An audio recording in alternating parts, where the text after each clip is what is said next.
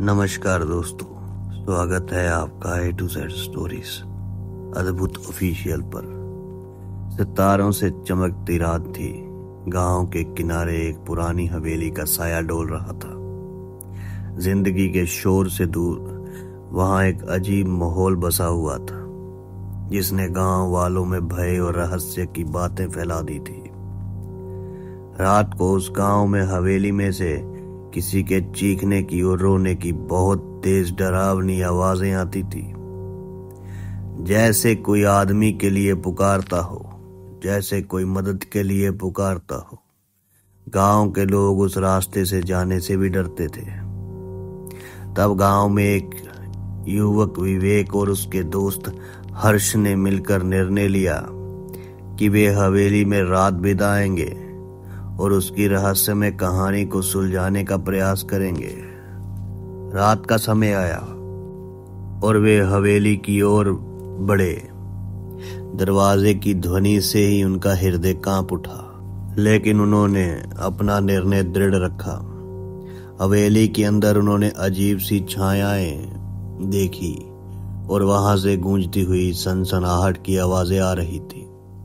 विवेक और हर्ष ने धीरे धीरे एक कमरे की ओर कदम बढ़ाने शुरू किए। वहां कुछ पुराने बर्तन पड़े थे। एक खिड़की से चांदनी की किरणें उन बर्तनों पर झिलमिला रही थी। तभी विवेक और हर्ष की नजर उन बर्तन पर गई तो उन्हें वहां एक लड़की बैठी हुई दिखी, पर वो सिर्फ चमकते बर्तनों में दिख रही थी। विवेक और हर्ष डर गए, क्योंकि वो एक आत्मा थी। तुम कौन हो? विवेक ने डर के साथ सवाल किया। उन बर्तनों से आवाज आई, मैं एक विधवा महिला हूं जिसे यहाँ छोड़ दिया गया है। मेरा नाम आयशा है। विवेक और हर्ष की आंखों में आश्चर्य छाया, लेकिन वे आगे बढ़े और आयशा के साथ बातचीत करने लगे। उन्होंने सुना कि आयशा को यहाँ छोड़ा गया था जब वे बच्ची थी। तभी उसकी शादी कर दी गई थी और शादी के अगले दिन उसके पति की सड़क हादसे में मौत हो गई थी। तो उसके ससुराल वालों ने उसे उसकी मौत का कारण समझा तो उसे बहुत मारा और बुरी हालत में इस हवेली में बंद कर दिया था।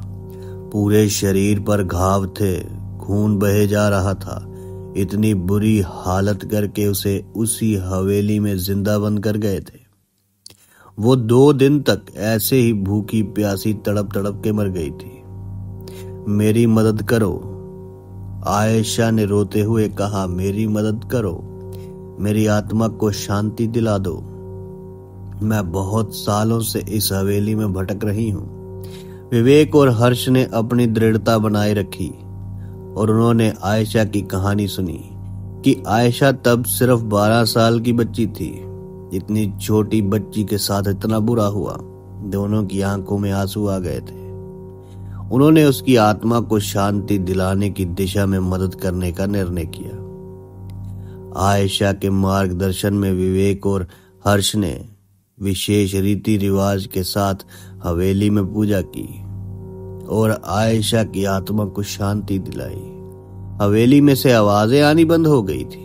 गांव में भी डर का माहौल खत्म हो गया था। इस कहानी के माध्यम से मैं आपको बस इतना कहना चाहता हूं कि हमें किसी के साथ भी गलत करने से पहले 100 बार सोचना चाहिए। उस छोटी सी बच्ची की 12 साल की उम्र में उसकी शादी कर देना क्या सही है? और उसके पति की मौत सड़क हादसे में हुई, उसमें उस बच्ची का क्या दोष था जो उसके साथ इतना बुरा किया? इतनी उम्र की बच्चियों को तो शादी का मतलब भी नहीं पता होता। हमारे धर्म में लड़कियां देवी का रूप होती हैं और देवी के आने से घर में सुख शांति आती है। इसलिए हमें समझना चाहिए जिसके साथ जो कुछ भी होना होता है वो उसी के कर्मों की वजह से होता है। कोई माँ बाप अपनी बेटी आपको देते हैं, उस बेटी की तरह ही रखना चाहिए। किसी की बेटी के साथ ऐसा नहीं करना चाहिए।